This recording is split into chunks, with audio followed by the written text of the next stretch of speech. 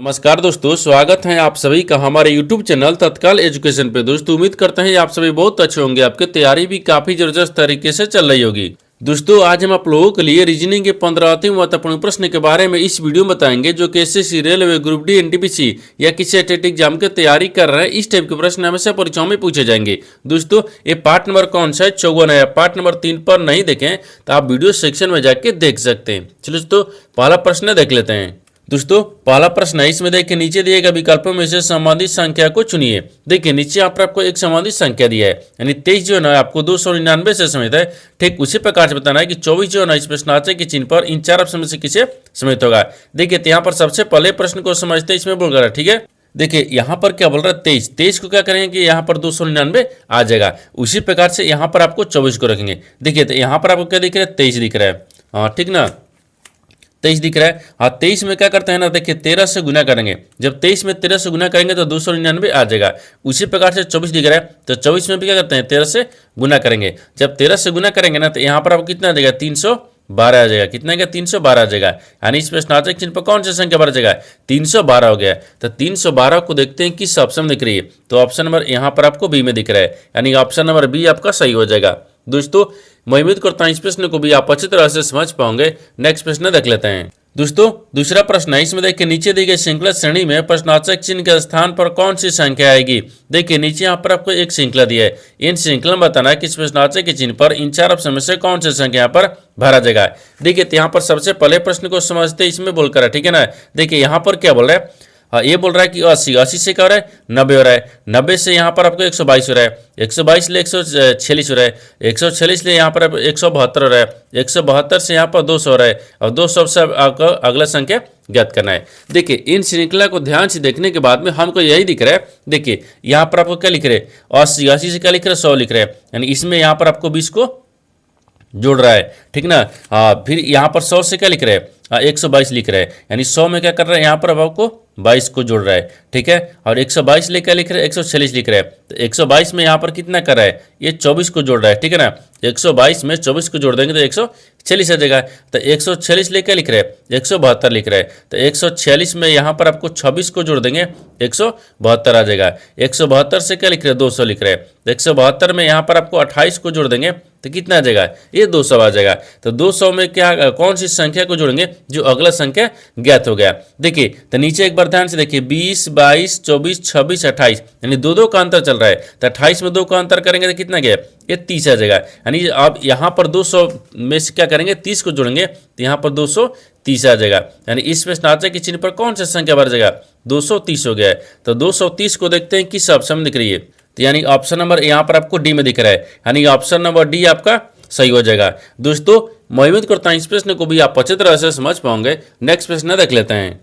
दोस्तों तीसरा प्रश्न है, इसमें देखिए यदि संख्या 46 यानी 46 यहाँ पर क्या दिख रहा है? 46, 41, 72 के प्रत्येक अंक में, ठीक है ना, एक जोड़ा जाए तथा प्रत्येक सम अंक में एक घटाया जाए, तो इस प्रकार बनी नई संख्या में पहले अंक और दूसरे अंकों के बीच का अंतर कितना होगा? आपको इसी को बताना है। देखिए यहाँ पर सबसे पहले प्रश्न को समझते हैं, इसमें बोलकर, ठीक है ना। देखिए यहाँ पर क्या बोल रहा है? ये बोल रहा है कि एक संख्या दी है जो कि 46, 41, 72 दिया है। ठीक है ना, यानी 86, 41, 72 दिया है। अब बोल रहा है कि विषम अंक में एक जोड़ा जाए और सम अंक में एक घटाया जाए, तो जो नई संख्या बनेगा ना उसमें पहला अंक और अंतिम अंक के बीच के अंतर बताना है। देखिए तो यहाँ पर क्या करिएगा, वीडियो को रोककर खुद अपने आप से बनाने की कोशिश करिएगा, और 15 प्रश्न में से अपने कितने प्रश्न सही किए हैं वीडियो को लास्ट में कमेंट में जरूर बताइएगा। और इस चैनल पर पहली बार आए तो चैनल को सब्सक्राइब कर बेल आइकन घंटी को प्रेस जरूर कर लीजिए, क्योंकि सबसे पहले इस तरह क्लास आपको मिलता रहे।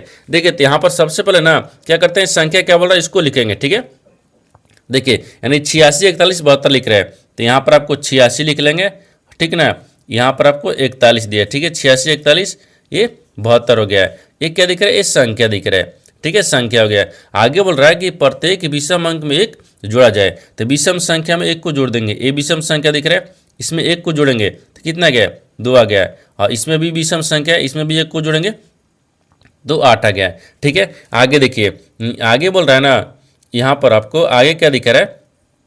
आगे यहाँ पर दिखा रहा है कि देखिए तथा प्रत्येक सम अंक में एक घटाया जाए, तो सम संख्या में एक को घटाते हैं, तो सम संख्या दिख रहा है, इसमें एक को माइनस कर लेंगे तो 7 आ गया। इसमें भी -1 करेंगे तो कितना गया, ये 5 आ गया। इसमें भी क्या करेंगे, 1 को माइनस करेंगे तो यहाँ पर आपको 3 आ गया। इसमें भी -1 करेंगे, ठीक है ना, तो 1 आ गया। ठीक है, ये नई संख्या बन गया, ठीक है ना, ये नई और संख्या आ गया। 2 घटाई जाए तो इस प्रकार बनी नई, देखिए बनी संख्या में, बोल रहा है बनी संख्या में पहले अंक और दूसरे अंक के बीच के अंतर कितना होगा। देखिए तो पहला अंक 7 दिख रहा है और अंतिम अंक क्या दिख रहा है, 1 दिख रहा है। इन दोनों का अंतर कितना है, ठीक है ना, तो 7 में से घटा लेंगे तो कितना बचेगा, यहाँ पर आपको 6 आ गया। इसका अंतर कितना गया, 6 आ गया। तो 6 को देखते हैं किस ऑप्शन में दिख रही है, तो ऑप्शन नंबर यहाँ पर आपको बी में दिख रहा है, यानी ऑप्शन नंबर बी आपका सही हो जाएगा। दोस्तों मैं उम्मीद करता हूँ इस प्रश्न को भी आप अच्छे तरह से समझ पाओगे। नेक्स्ट प्रश्न देख लेते हैं। दोस्तों 4 नंबर प्रश्न है, इसमें देखिए एक निश्चित कुट भाषा में यानी PINK को यहाँ पर 23-19 के रूप में कूटबद्ध किया जाता है और यानी PICK को यहाँ पर 51-29 के रूप में कूटबद्ध की जाती हैं। ठीक है, तो दी गई कूट भाषा में सी के लिए कूट क्या होगा, आपको इसी को बताना है। देखिए तो यहाँ पर सबसे पहले प्रश्न को समझते इसमें बोल कर है, ठीक है ना। देखिए यहाँ पर क्या बोल रहा है, ये बोल रहा है कि एक निश्चित कूट भाषा दिया है, ठीक है। इसमें बोल रहा है कि पिंक को यहाँ पर देखिए और 23-19 के रूप में कूटबद्ध किया जाता है। उसी प्रकार से पिक को यहाँ पर क्या लिख रहे हैं, 51-29 के रूप में कूटबद्ध किया जाता है। उसी कूटबद्ध से हमें बताना है कि यहाँ पर आपको सी को कैसे लिखा जाएगा। देखिए तो यहाँ पर सबसे पहले जो लिख रहे हैं ना, यहाँ पर पिंक को क्या लिख रहे हैं, देखिए PI, ठीक है ना, यानी NK लिख रहे हैं, ठीक है ना। इनको क्या लिख रहे हैं, तो 23 और यहाँ पर आपको 19 लिख रहा है। उसी कुट भाषा में देखिए पिंक को यहाँ पर यानी पिक क्या है, PICK, ठीक है ना।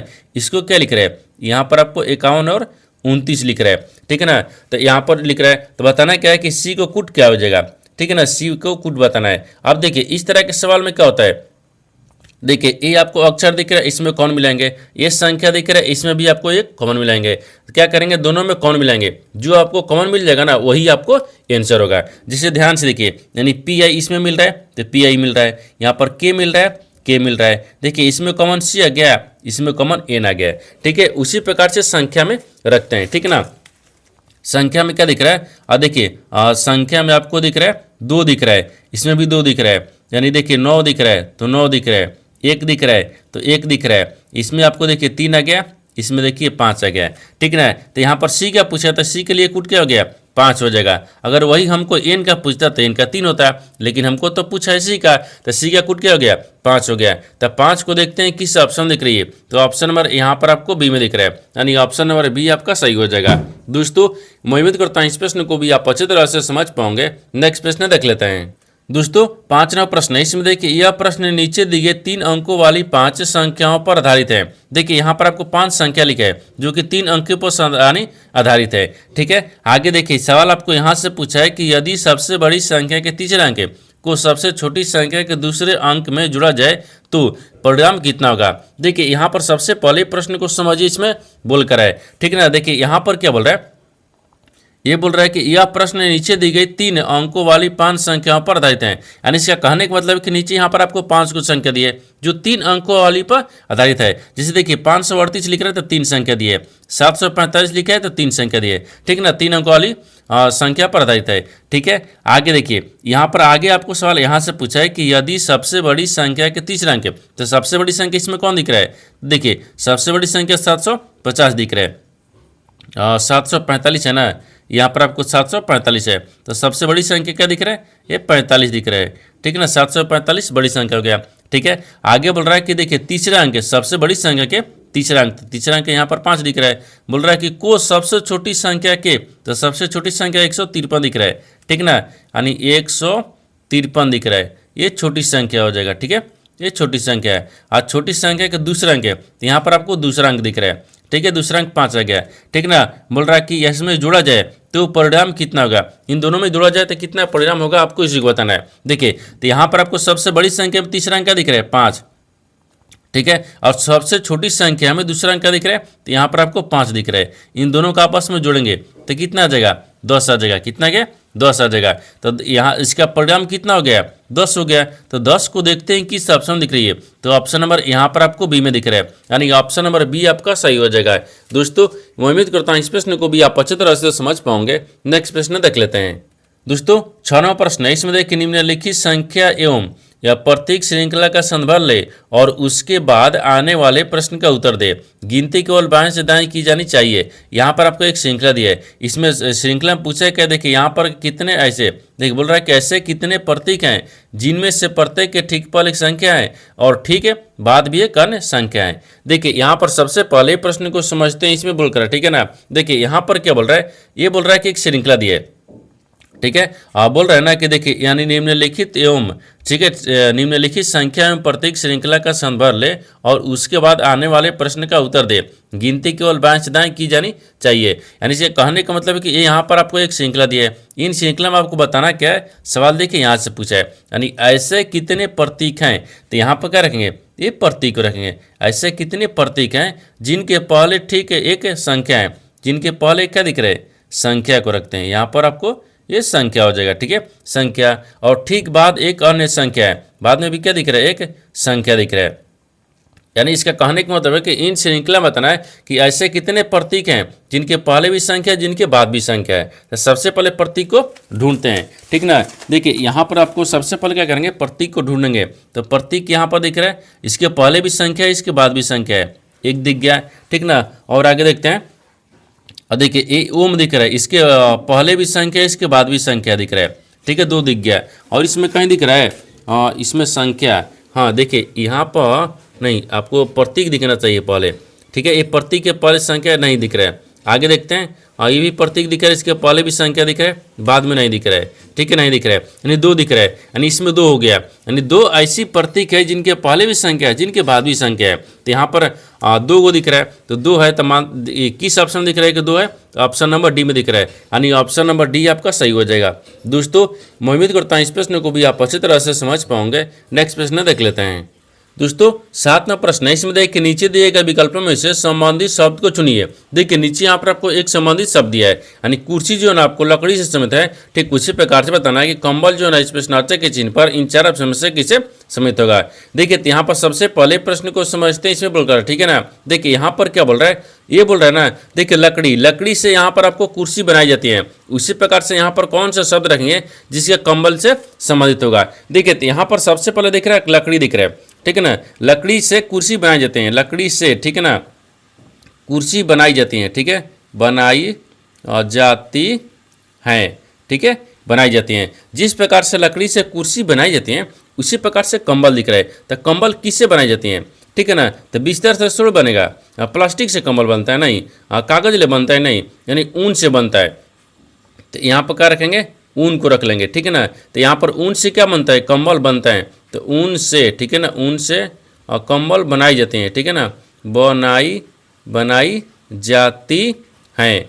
देखिए जिस प्रकार से यहाँ पर लकड़ी से कुर्सी बनाई जाती है उसी प्रकार से ऊन से कंबल बनाया जाता है। तो यहाँ पर देखते हैं ऊन किस ऑप्शन में दिख रहा है, तो ऑप्शन नंबर यहाँ पर आपको सी में दिख रहा है, यानी ऑप्शन नंबर सी आपका सही हो जाएगा। दोस्तों मैं उम्मीद करता हूँ इस प्रश्न को भी आप अच्छी तरह से समझ पाओगे। नेक्स्ट प्रश्न देख लेते हैं। दोस्तों 8वां प्रश्न है, इसमें देखिए IJKL PQ और R एक पंक्ति में उत्तर की ओर अभिमुख होकर बैठे हुए हैं, ठीक है ना। यानी के बाएं केवल 3 व्यक्ति बैठा है, यानी Q के दाएं R बैठा है, यानी Q और L के बीच 3 व्यक्ति बैठे हैं, यानी PI के ठीक बाएं किसी का स्थान पर J के दाहिने किसी का स्थान पर बैठा हुआ है। आगे बोल रहा है कि J और I के बीच में कितने व्यक्ति बैठे हैं, आपको इसी को बताना है। देखिए यहाँ पर सबसे पहले प्रश्न को समझते हैं, इसमें बोल रहा है, ठीक है ना। देखिए यहाँ पर क्या बोल रहा है, ये बोल रहा है ना कि यहाँ पर आपको IJKL PQR एक पंक्ति में उत्तर की ओर अभिमुख होकर बैठे हुए हैं।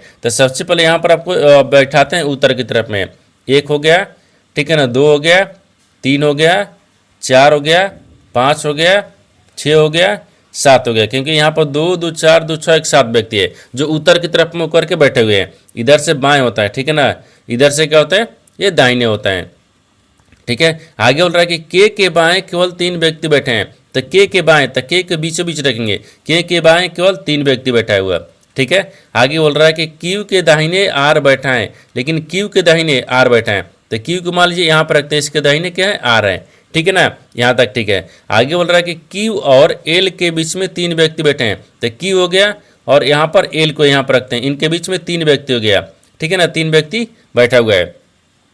ठीक है। अब आगे देखिए, आगे बोल रहा है कि पी आई के किसी एक स्थान पर, लेकिन अब पी जो है ना, पी आई के किसी एक स्थान पर, ठीक है। हाँ, तो पी के आई के किसी एक स्थान पर, तो ठीक है ना, तो पी को यहाँ पर रखते हैं, आई के किसी एक स्थान पर, तो आई को यहाँ पर रखते हैं, ठीक है। देखिए बोल रहा है कि पी जो है ना, पी आई के बाएं, आई के बाएं, तो आई के बाएं किसी एक स्थान पर हो गया है, लेकिन जे के दाएं किसी एक स्थान पर, लेकिन जे के दाहिने, तो जे को यहाँ पर रखते हैं, इसके दाहिने बैठा है पी, ठीक है ना, कि किसी एक स्थान पर, ठीक है। तो आगे बोल रहा है कि जे और आई के बीच कितने व्यक्ति बैठे हैं, तो जे और आई के बीच में बताना कितने व्यक्ति बैठे हुए हैं। तो ये जे दिख रहा है, ये आई दिख रहा है, इन दोनों के बीच में कितने व्यक्ति हैं, देखिए 3 व्यक्ति हैं, कितने व्यक्ति हैं, 3 व्यक्ति हैं, तो यहाँ पर 3 हो जाएगा। तो 3 को देखते हैं किस ऑप्शन में दिख रही है, तो ऑप्शन नंबर यहाँ पर आपको सी में दिख रहा है, यानी ऑप्शन नंबर सी आपका सही हो जाएगा। दोस्तों मैं उम्मीद करता हूँ इस प्रश्न को भी आप अच्छी तरह से समझ पाओगे। नेक्स्ट प्रश्न देख लेते हैं। दोस्तों 9वां प्रश्न है, इसमें देखिए उस वेन आरेख का चयन करें जो दिए गए वर्गों के बीच संबंध को सर्वोत्तम रूप से दर्शाता है। देखिए नीचे यहाँ पर आपको 3 शब्द है, इन तीनों शब्द को तना कि आपस में कैसे समझते हैं और इन 4 वेन डायग्राम में से कौन सा वेन डायग्राम बनेगा। देखिए यहाँ पर सबसे पहले ध्यान से देखते हैं कि तीनों शब्द में से कॉमन कौन सा मिल रहा है। देखिए यहाँ पर आपको महिला दिख रहा है, बहन दिख रहा है और पत्नी दिख रहा है, तो सबसे कॉमन यहाँ पर क्या दिख रहा है, महिला हो जाएगा, ठीक है ना, ये महिला हो गया। सबसे कौन महिला दिख रहा है, महिला के अंदर में बहन आती है, हाँ महिला के अंदर में क्या आ जाएगा, ये बहन आती है, ठीक है ना, महिला के अंदर में बहन आती है। और कुछ बहन क्या होती है, पत्नी भी होती हैं, कुछ बहन क्या होती हैं, हाँ पत्नी। देखिए यहाँ पर पत्नी भी होती हैं, यहाँ पर सबसे कॉमन क्या दिख रहा है, महिला दिख रहा है, ठीक है। महिला के अंदर में यहाँ पर बहन भी आते हैं, और कुछ बहन किसी का पत्नी भी होती हैं, और पत्नी भी किसी का बहन होती है, यानी इस तरह का वेन डायग्राम बनेगा। इस तरह का जो वेन डायग्राम है ना, वो देखते हैं किस ऑप्शन में दिख रही है, तो ऑप्शन नंबर यहाँ पर आपको और सी में दिख रहा है, यानी ऑप्शन नंबर सी आपका सही हो जाएगा। दोस्तों मैं उम्मीद करता हूँ इस प्रश्न को भी आप अच्छी तरह से समझ पाओगे। नेक्स्ट प्रश्न देख लेते हैं। दोस्तों 10वां प्रश्न है, इसमें देखिए आर जे का पिता है, यानी क्यू पी की पुत्री हैं, आर एस की पुत्र हैं, जे के की पुत्री हैं, तो पी का एक एस की पत्नी है, तो पी का ए के से क्या संबंध है आपको इसी को बताना है। देखिए तो यहाँ पर सबसे पहले प्रश्न को समझिए, इसमें बोल कर, ठीक है ना। देखिए यहाँ पर क्या बोल रहा है, ये बोल रहा है ना कि देखिए यहाँ पर आर जे का पिता है, आर जो है ना वो जे का पिता है, ठीक है। और तो मानते हैं यहाँ पर आपको आर को रखते हैं, ठीक है ना, वो जे का पिता है, तो जे यहाँ पर रखते हैं, जे का पिता कौन हो गया, आर हो गया, ये पिता है यहाँ तक, ठीक है, जे का पिता आर हो गया। आगे बोल रहा है कि क्यू पी की पुत्री है, लेकिन क्यू जो है ना वो पी की पुत्री है, तो मान लीजिए यहाँ पर रखते हैं एक क्यू को रखते हैं, ठीक है ना, वो पी की पुत्री हैं, हाँ पी की पुत्री हैं, तो देखिए ना यहाँ पर आपको किसको रखते हैं, हाँ पी की पुत्री हैं। आगे देखिए ना, आगे बोल रहा है कि आर एस का पुत्र है, लेकिन आर जो है ना इसका पुत्र है, हाँ तो आर जो है इसका पुत्र है, इसका पुत्र कौन है, आर है, ठीक है ना, तो ये पुत्र दिख रहा है, ठीक है ना, पुत्र हो गया है। आगे देखिए आर इसका पुत्र है। आगे बोल रहा है कि जे के की पुत्री है, लेकिन जे है ना वो के की पुत्री है। देखिए यहाँ पर आपको इसकी क्या दिख रहा है, यहाँ पर आपको पुत्री हो जाएगी, ठीक है ना, ये पुत्री दिख रहा है, क्योंकि बोल रहा है अब यहाँ पर आपको क्या दिख रहा है, तो यहाँ पर पी रखते हैं, इसका ये पति हो गया, पति हो गया, ठीक है ना, पति दिख रहा है। आगे बोल रहा है कि देखिए के जो है ना जे वो के की पुत्री हैं, तो जे जो है ना वो के की पुत्री हैं, तो के को कहाँ रखते हैं, तो के को यहाँ पर रखते हैं। देखिए के की पुत्री कौन है, जे है, तो यहाँ पर इसकी पुत्री है, यानी के पर नहीं, के की पुत्री जे है ना, तो के की पुत्री यहाँ पर जे हो गया, ठीक है, ये पुत्री हो गया यहाँ तक, ठीक है। तो इसका मतलब कि हाँ ठीक है ना, तो बताना क्या है, एस की पत्नी नहीं, पी जो है ना पी एस की पत्नी है, जो एस की पत्नी कौन है, पी है, तो एस की पत्नी कौन है, पी है, एस की पत्नी अब पी है, ठीक है ना। हाँ तो इसको ऐसे रख ले, इसका पति हो गया, चाहे पत्नी भी रखिए, जो को भी सब नहीं, इसको हम पत्नी, हाँ देखिए इसको हम पत्नी में रख लेते हैं, ठीक है ना, यहाँ पर आपको ऐसे समझ में आ जाएगा। देखिए इसको हम पत्नी रखते हैं, ठीक है, तो पत्नी रखेंगे ना तो वही आपको होगा, पति पत्नी दोनों में हो जाएगा, ठीक है। अब इसका एक क्या दिख रहा है, ये पत्नी है, तो यहाँ पर आपको ये पत्नी हो गया। देखिए एस की पत्नी कौन हो गया, पी हो गया। जब एस की पत्नी पी हो गया तो पूछा है कि पी का के से क्या संबंध है, और पी जो से के से संबंध कैसे है, यानी के जो है ना वो पी को क्या बोलेगा आपको इसी को बताना है। अब ध्यान से देखिए यहाँ पर एक बार डायग्राम से देखिए, यहाँ पर आपको क्या दिख रहा है कि आर जे का पिता है, तो आर जो है ना आर वो जे का पिता है, यहाँ तो ठीक है, आर जे का पिता दिख रहा है, लेकिन क्यू पी की पुत्री है, लेकिन क्यू है ना, क्यू वो पी की पुत्री है। देखिए ये दोनों आपस में पति पत्नी हो गया, तो इसका पुत्री हो जाएगा, तो पी का भी पुत्री होगा और इसका भी हो जाएगा। यहाँ तक तो ठीक है, ठीक है ना। आगे दिख रहा है कि आर एस की पुत्र है, लेकिन आर जो है ना, आर इसकी पुत्री है, अब पुत्र है, तो आर जो है ना एस का पुत्र है, तो एस का पुत्र कौन हो गया, आर हो गया। तो जब एस का पुत्र हो गया तो इसका क्या देखिए, ये पति पत्नी हो गया, ठीक है ना। तो इसको भी क्या रखते हैं, ये पति हो गया।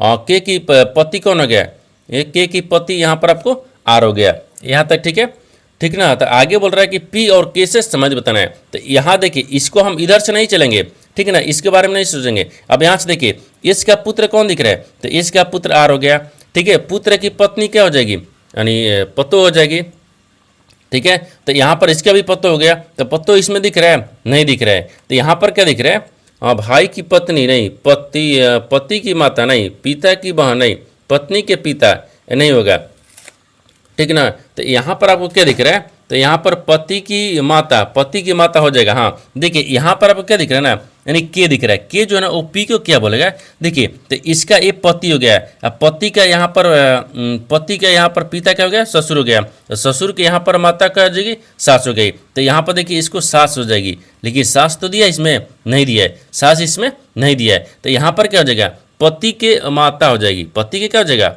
माता हो जाएगा। तो यहाँ पर पति लिखते हैं, ठीक है ना, पति की माता, ठीक है ना, पति की माता हो जाएगा, माता है। जैसे यहाँ पर पी जो है ना, यानी के, वो पी को क्या बोलेगा, पति के माता। तो पति के माता को देखते हैं किस ऑप्शन दिख रहे हैं, तो यहाँ पर आपको पति, हाँ पति की माता ऑप्शन नंबर ए में दिया है, यानी ऑप्शन नंबर ए आपका सही हो जाएगा। दोस्तों मैं उम्मीद करता हूँ इस प्रश्न को भी आप अच्छी तरह से समझ पाओगे। नेक्स्ट प्रश्न देख लेते हैं।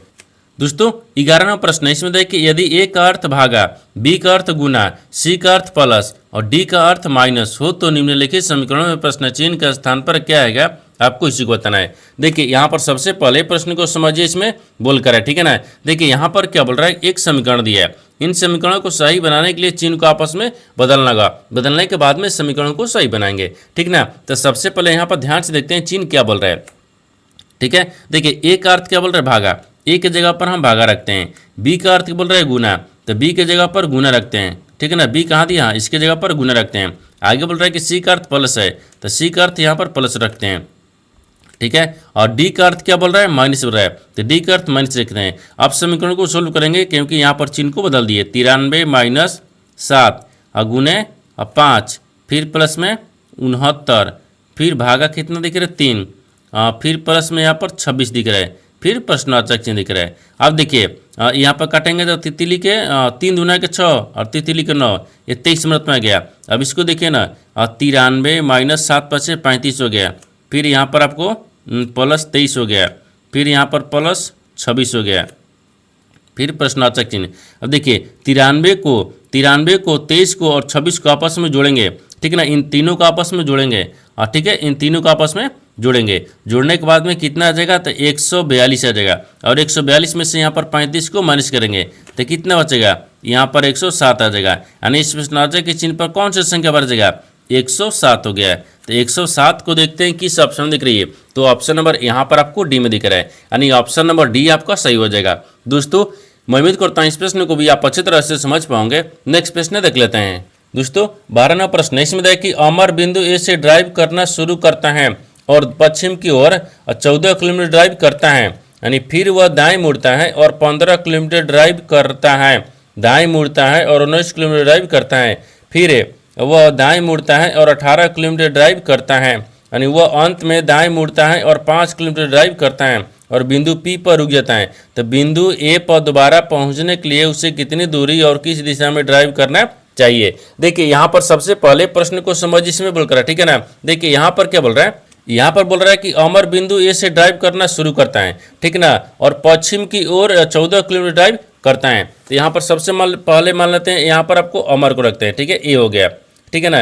ए यानी ड्राइव करना शुरू करता है किधर, यहाँ पर पूर्व की ओर, सॉरी यहाँ पर पश्चिम की ओर दिख रहा है। तो यहाँ पर एक डायग्राम बनाते हैं, ये पूर्व इधर होता है, ये पश्चिम होता है, ऊपर में उत्तर होता है, नीचे दक्षिण होता है। तो पश्चिम की तरफ चल रहा है, ठीक है ना, पश्चिम की तरफ चल रहा है। कितना चल रहा है, 14, यहाँ पर 14 किलोमीटर ड्राइव करता है, तो 14 किलोमीटर ड्राइव करता है। फिर वह दाहिने मुड़ता है और 15 किलोमीटर ड्राइव करता है। फिर दाहिने मुड़ेंगे तो दाहिने इधर चलेंगे, ये 15 किलोमीटर चलता है, ठीक है ना, वह ड्राइव करता है, ठीक है। और दाएं मुड़ता है और 19 किलोमीटर ड्राइव करता है। फिर दाहिने मुड़ते हैं तो 19 किलोमीटर ड्राइव करता है, ठीक है ना, ये 19 किलोमीटर हो जाएगा। फिर दाएं मुड़ता है और 18 किलोमीटर ड्राइव करता है। फिर दाहिने मुड़ते हैं तो 18 किलोमीटर ड्राइव करता है, ठीक है, ये 18 किलोमीटर हो जाएगा। आगे बोल रहा है कि करता है, यानी वो अंत में दाएं मुड़ता है और 5 किलोमीटर ड्राइव करता है।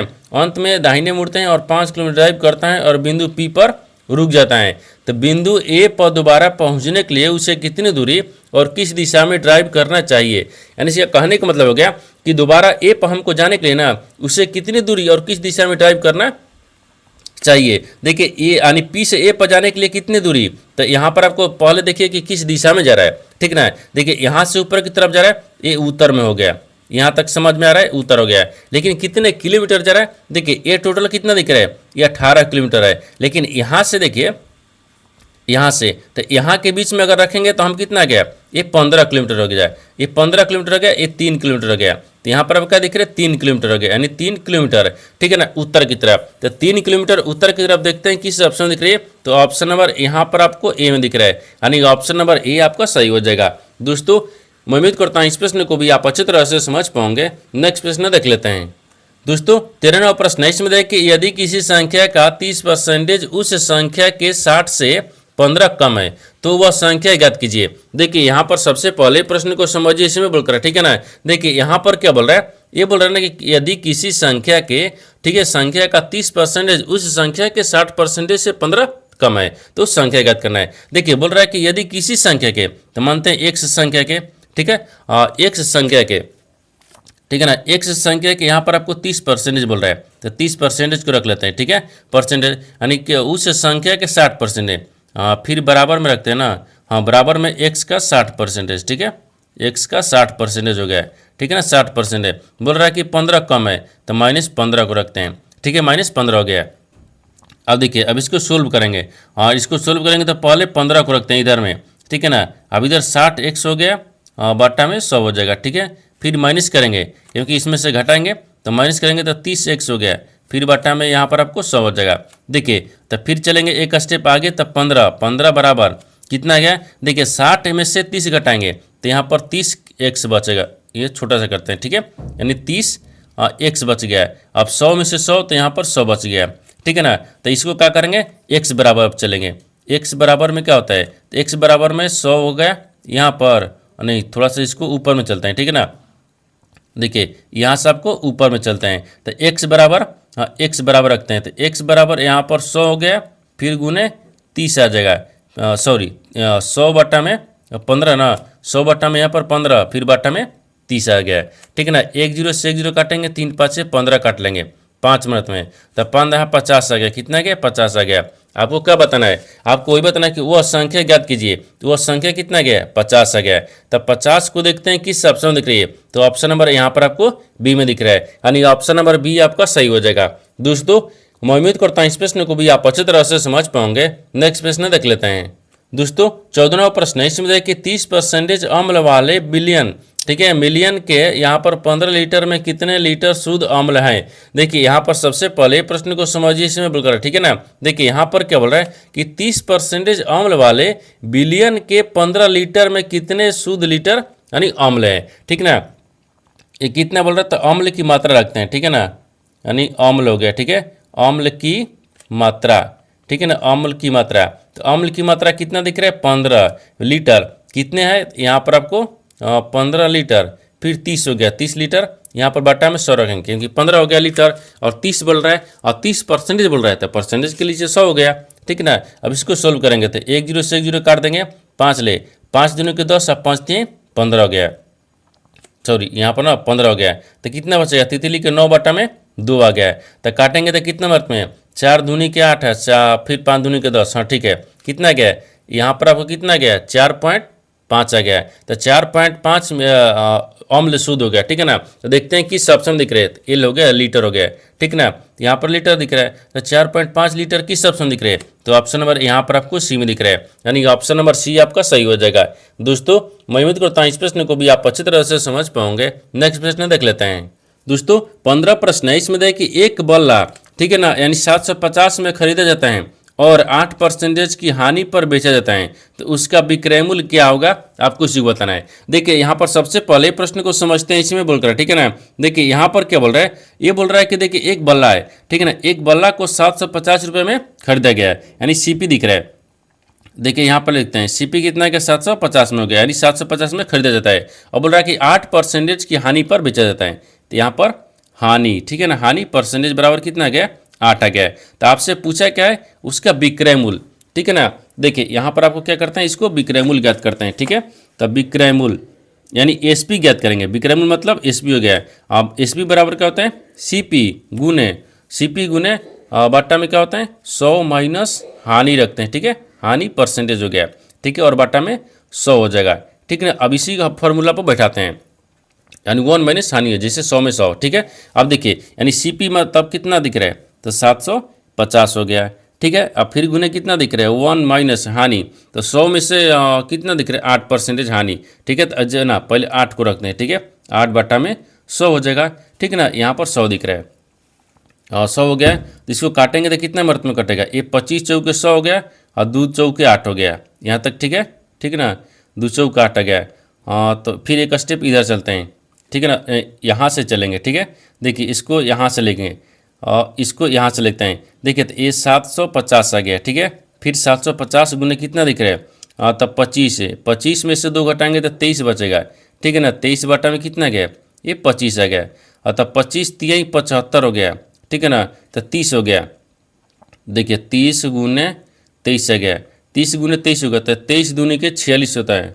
नहीं, यहाँ पर तितली का 9 होगा ना, तो तितली के यहाँ पर आपको 9 दिख रहा है और 3 दूना के 6 दिख रहा है और 0 दिख रहा है, तो कितना गया, 690 रुपया गया। तो आपसे वही पूछा है कि उसका विक्रय मूल्य कितना गया, तो 690 रुपया। तो 690 रुपया को देखते हैं किस ऑप्शन दिख रही है, तो ऑप्शन नंबर यहाँ पर किस में दिख रहा है, यानी बी में दिख रहा है, यानी ऑप्शन नंबर बी आपका सही हो जाएगा।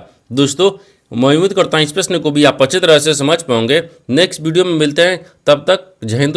दोस्तों इस चैनल पर पहली बार आए तो चैनल को सब्सक्राइब कर बेल आइकन घंटी को प्रेस जरूर कर लीजिए, क्योंकि सबसे पहले इस तरह क्लास आपको मिलता रहे। और इन सारे प्रश्न का PDF आपको टेलीग्राम पर मिल जाएगा, जो कि इस वीडियो का डिस्क्रिप्शन में लिंक दिया गया है।